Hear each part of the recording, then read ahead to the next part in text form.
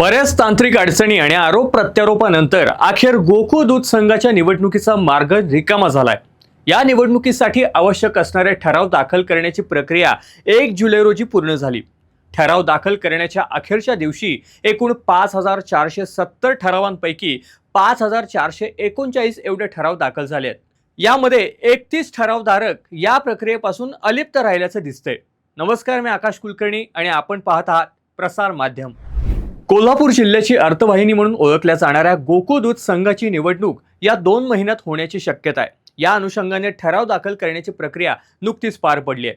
आज आपण कोल्हापूर जिल्ह्यातील प्रत्येक तालुक्यातून दाखल झालेल्या ठरावांची आकडेवारी पाहणार आहोत।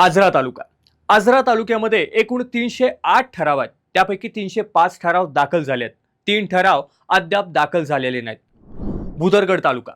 भुदरगड तालुक्यातून एकूण 598 इतके ठराव आहेत, त्यापैकी 595 ठराव दाखल झाले आहेत आणि 3 ठराव दाखल झालेले नाही आहेत।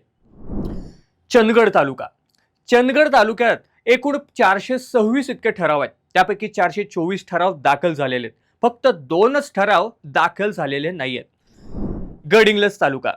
गडहिंग्लज तालुक्यात एकूण 402 इतके ठराव आहेत, त्यापैकी 401 ठराव दाखल झालेले आहेत, फक्त 1च ठराव दाखल झालेला नाही आहे।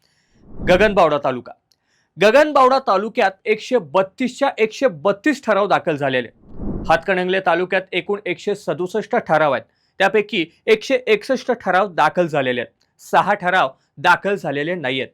मंत्री हसन मुश्रीफ यांच्या कागल तालुक्यात एकूण 622 ठराव आहेत, त्यापैकी 621 ठराव दाखल झालेले आहेत, 1च ठराव दाखल झालेला नाहीये। करवीर तालुक्यात एकूण 868 इतके सर्वाधिक ठराव आहेत, त्यापैकी 867 इतके ठराव दाखल झालेले असून फक्त 1 ठराव दाखल झालेला नाहीये। पन्हाळा तालुक्यात एकूण 519 इतके ठराव आहेत, त्यापैकी 515 इतके ठराव दाखल झालेले आहेत, 4 ठराव अजून दाखल झालेले नाहीयेत।